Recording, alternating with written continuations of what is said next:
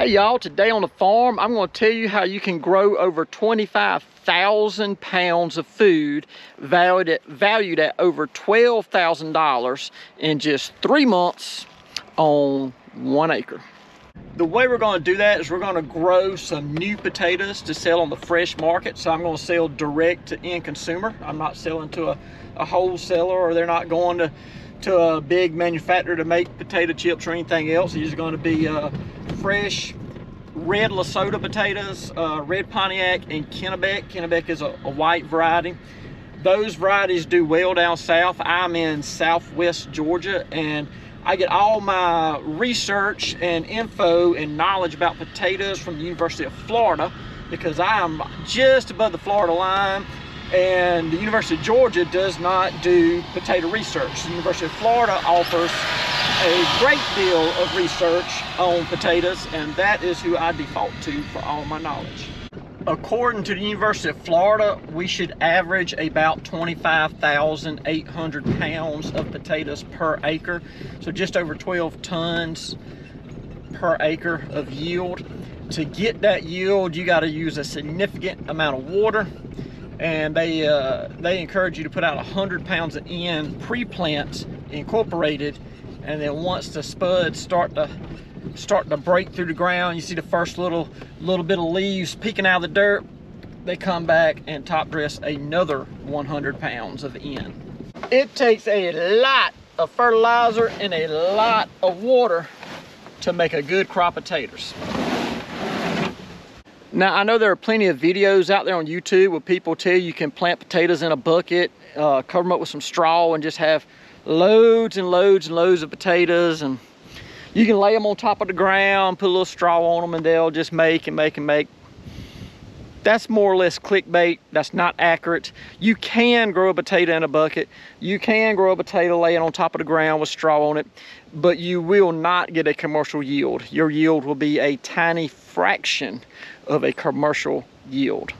Another thing to consider when you're planting potatoes is the dirt you're going to grow them in. So the consumer does not want a dirty potato, they want a clean potato. And as most of y'all know, I farm South Georgia red clay. Most of my fields are red clay. And my strip here where we're fixing to put the taters in the ground, if you weren't real knowledgeable of this particular dirt, you would say, yeah, that's red clay also. But that actually is more of a red sand. The red clay is in the field, and as you transition in South Georgia to the edges of the fields, there's a reason why we don't have fields everywhere. That's planted pines in there because that's sandy. So it's not suitable for ag, so we put planted pines on it. That's typically how it works in the South. Planted pines everywhere you can't farm successfully. So when you see part of a field where it's transitioning from field to planted pines, that's where the sand meets the clay typically. And this is a red sand on the edge of my field.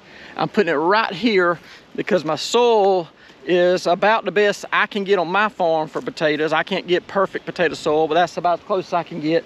And I can tie in right here to my pecan orchard water. So I gotta have a lot of water and gotta have a lot of fertilizer, and I can tie in right here and I can water this particular plot from the pecan orchard system.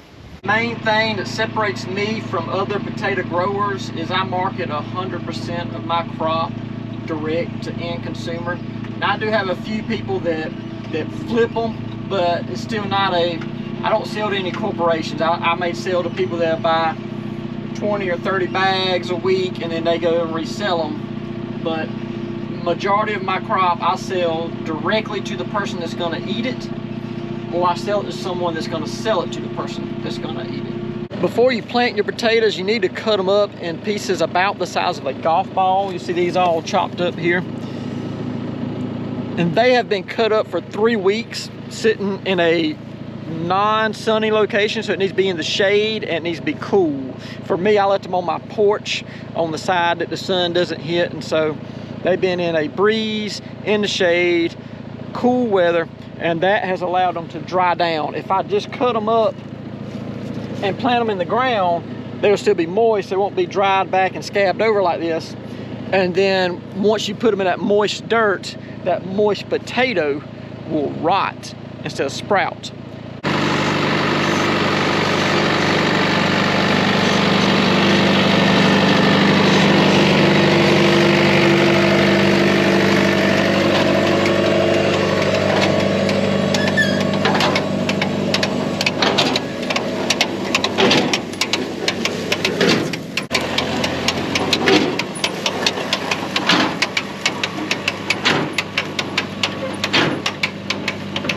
For those of y'all who hadn't seen me use this machine in the past, this is an antique John Deere potato planter. You have a fertilizer box up front, which I'm currently not using. I don't have rigged up. It has some opening disc, what would open up a furrow just ahead of dropping the fertilizer, and then you have a opening chute. So you have this metal sled right here that's creating a hole back behind it. It's parting the dirt. You have this chute coming down in the area where the dirt has been parted. That chute is coming down from the big hopper where we dump all the potatoes at. The potatoes fall out of this hopper through these little doors into the lower hopper where this wheel is spinning like this, and it has these little needles on arms. When the needles come through the stack of potatoes, they will stick a potato.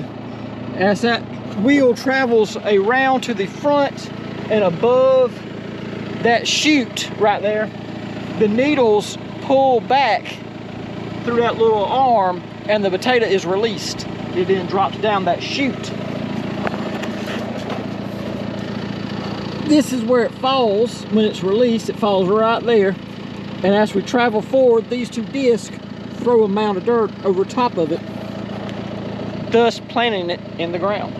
So as you see, it is a very basic machine. There's no electronics, nothing high-tech or fancy about it, but it is very good at planting potatoes. I have moved on to my second plot now. I've switched over from red Lesotho to red Pontiac.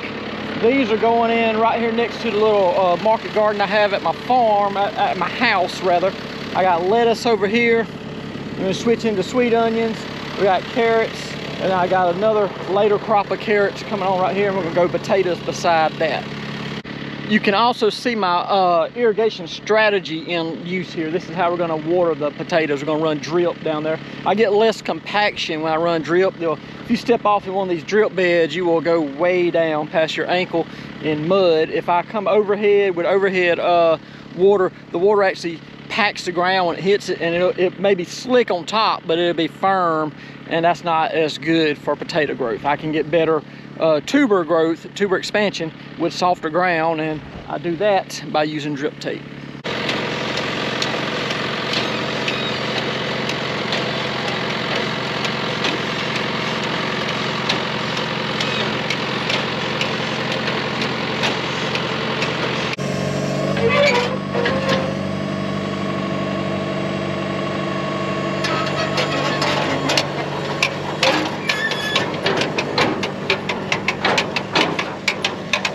This is the third and final plot. This is where I grow the Kennebec potatoes. They make great French fries. So I have the two varieties of small red potatoes, and I have one variety of kind of medium-sized white potatoes.